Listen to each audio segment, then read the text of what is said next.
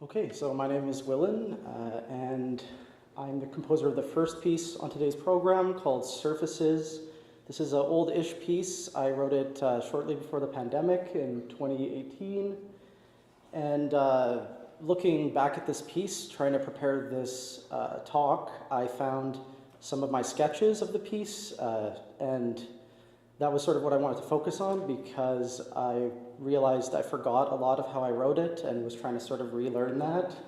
So I'd like to kind of share that experience with you all and what I think I was doing to write this piece. So firstly, I want to just talk a little bit about how this piece came to be. It was commissioned by a couple of colleagues of mine that I had at the University of Western Ontario, Andrew Noseworthy and Andre McEvenew. They were asking for a 5-minute violin duo for a concert that they were putting on in London, Ontario. It was premiered by the Vaso String Quartet, the two violinists, Hua-Chu Wang and Aizal Tagizada. And I think I submitted this to CMI because this premiere and concert kind of reminded me of what Sophie and River were doing here in Winnipeg. So that was sort of my reasoning, and yeah, I actually composed it in Winnipeg, I should say. I was taking a gap year here, living with my parents, and this is the first time it's been premiered here, so I think that's really cool that it's finally getting some play here. Oh, here's the poster for that concert. Yeah, just sharing the concert with a lot of my composer colleagues and a couple of bigger names. So onto the sketches. The way I write music by hand, my first composition teacher who turned me onto this was Vincent Ho here in Winnipeg, and he gave me my first piece of tabloid-sized manuscript paper. It kind of looks like this. So this is what I work on at the start of a lot of pieces. And I should say, at the reception, you can check out the sketches that I'm going over. They're on a table down there, I believe. So yeah, that's what I was writing on in mechanical pencil. And sometimes I write on the back. So in these sketches, I discovered some very cryptic writings and drawings on my own piece, and I can't remember what I was even thinking. Yeah, so this piece went through several versions I rediscovered, and it was kind of a messy process. But the first version of it was actually pre-commission. I was just writing something for two people, kind of unspecified instrumentation, and then when I got the commission, I had to make a piece in 2 months, so I just grabbed that thing I was working on and adapted it.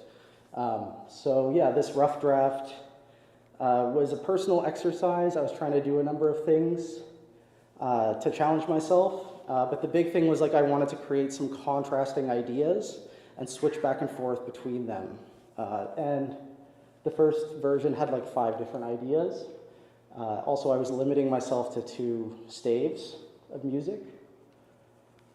This was the first idea, which starts the piece, both in this rough draft and in the version you'll be hearing today. It's sort of like a bunch of short impulses of sound and then long silences. And eventually those silences get filled with sustained sounds. And that was all it was at the time of conception. So I'm just going to sort of demonstrate what this might sound like, sort of abstractly.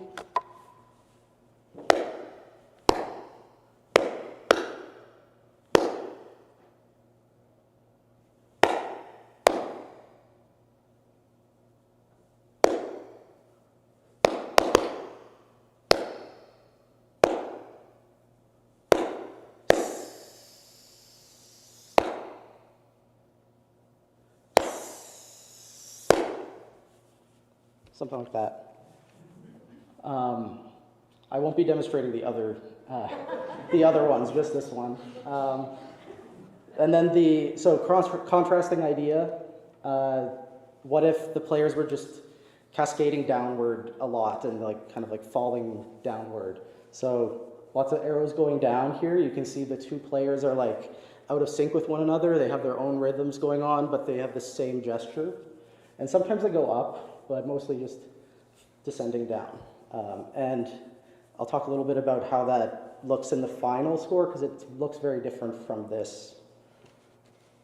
Third idea, this one, they're both playing in the same rhythm, but they're like going different directions. So maybe one of them glisses up while the other glisses down, and just playing around with like direction and stuff.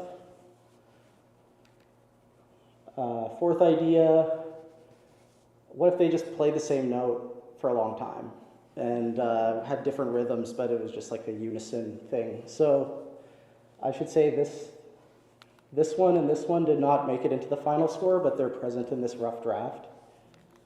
And then the final idea was like, I should probably bring back those like impulses, those like really short sounds.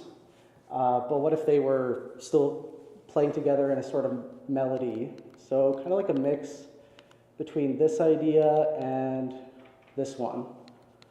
And this idea did make it into the final piece, and it's sort of always ended up closing the piece. So that was always consistent from version to version. Here's the rough draft. Hopefully you can see the different colors, like I've kind of circled them or squared them.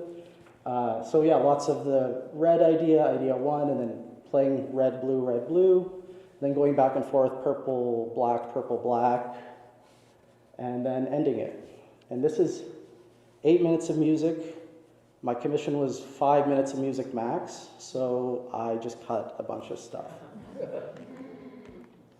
So this is the final score, and this is what Sophie and will be working with. And you can see that descending idea with the straight lines. I filled it in with lots and lots of notes to make it nice and violin-y, and it's like the more challenging part of the piece. And yeah, that's how it ended up. Some questions I want to conclude with. I know we don't have a question period, but if you want to talk to me about this stuff at the reception, you know, like a lot of composers don't write by hand anymore, and I think that's totally valid. Should we be teaching composers to write by hand? What affordances does it have? And yeah, in terms of like sketches and stuff, should performers have access to this? Should it be a part of the performance practice as well? Or is it just kind of something for a talk like this? And yeah, I think that's all I wanted to say. I'm super excited to hear this performance, and thank you so much for having me.